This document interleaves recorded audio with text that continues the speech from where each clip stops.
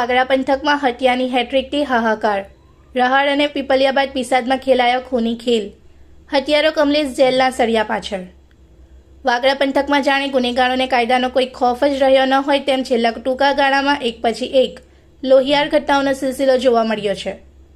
પંથકમાં માનવ લોહી સસ્તું થઈ ગયું હોય તેમ રહાડ, પીપલિયા અને હવે પીસાદમાં ખેલાયેલા ખૂની ખેલે કાયદો અને વ્યવસ્થાની સ્થિતિ સામે ગંભીર સવાલો ઊભા કર્યા હતા. પીસાદ ગામે નજીવી બોલાચાલીમાં ઈંટના ઘા ઝીકી સૂર્યવર્ધન નામના યુવકનું ડીમ ઢાળી દેવામાં આવ્યું હતું. આ સતત બની રહેલી ઘટનાઓએ જનતામાં ફફડાટ અને આક્રોશ ફેલાયો છે, જેના કારણે પોલીસની સક્રિયતા પર માછલા ધોવાઈ રહ્યા હતા. જો કે આ પડકારજનક સ્થિતિ વચ્ચે વાગરા પોલીસે પણ પોતાની મજબૂત પકડ બતાવી છે.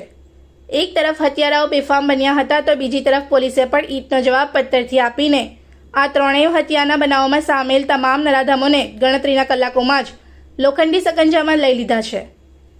ઔદ્યોગિક પંથકમાં કાયદોની વ્યવસ્થાની સ્થિતિ જાણે વેન્ટિલેટર પર હોય તેવો ઘાતક માહોલ સર્જાયો છે. વાગરા તાલુકામાં રહાડ અને પીપલિયા ગામની લોહિયાળ ઘટનાઓની શાહી હજુ સુકાઈ નથી.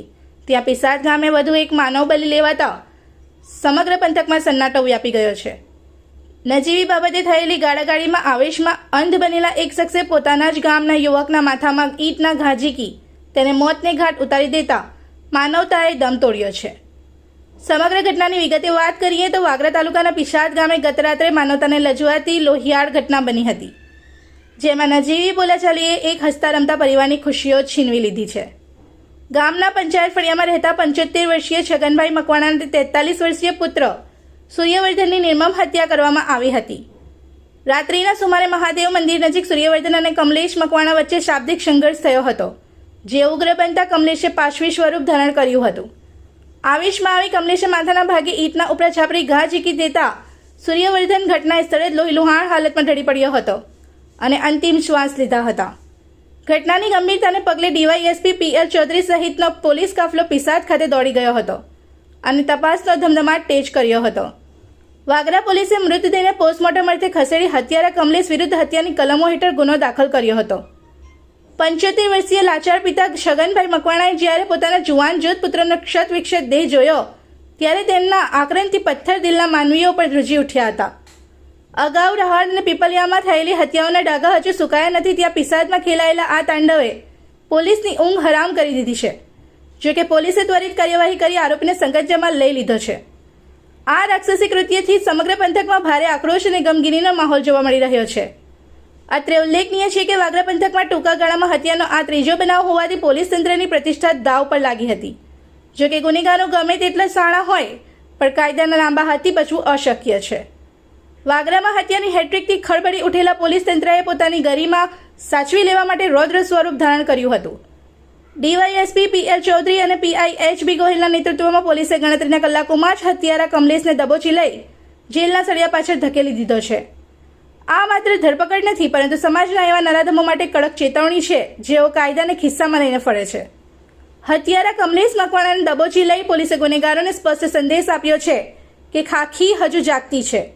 પોલીસની આ ત્વરિત અને આકરી કાર્યવાહીએ જનતામાં વિશ્વાસ જગાડ્યો છે કે ભલે અપરાધના ગ્રાફમાં ઉછાળો આવ્યો હોય પણ ખાખીનો ખોફ હજુ પણ ગુનેગારોના હાડ થીજવી દેવા માટે પૂરતો છે. હવે સમય પાકી ગયો છે કે આવા તત્વો સામે અદાલતમાં પણ એટલી જ કડક પેરવી થાય, જેથી ફરી કોઈ પીસાદ, પીપલિયા કે રહાડ જેવી ઘટનાનું પુનરાવર્તન ન થાય. વાગરા પોલીસ સ્ટેશનમાં એક ખૂનનો ગુનો આજરોજ દાખલ થયેલ છે, જેમાં આ ગુનાના જે ફરિયાદી છે છગનભાઈ અંબાલાલ મકવાણા નામનો પુત્ર સૂર્યવર્ધન ઉર્ફે સુરેશ કે જે મરણ જનાર છે, તેઓ પીસાદ ગામે રાઠોડ ફળિયામાં ઊભા હતા.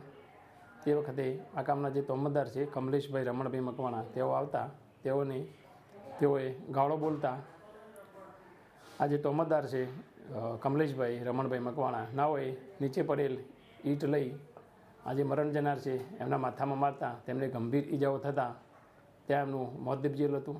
એ બાબતનો ગુનો વાગરા પોલીસ સ્ટેશનમાં નોંધાયેલો છે અને ગુનાની તપાસ હાલમાં વાગરા પોલીસ ચલાવી રહેલ છે અને આ ગુનામાં જે સંડોવાયેલ તોમતદાર છે એને વાગરા પોલીસે તાત્કાલિક અટક કરેલ છે અને આગળની તપાસ તેઓ ચલાવી રહેલ છે. इस वीडियो को लाइक करें, हमारे चैनल को सब्सक्राइब कर बेल आइकन जरूर प्रेस करें हमारी न्यू वीडियो सबसे पहले देखने के लिए।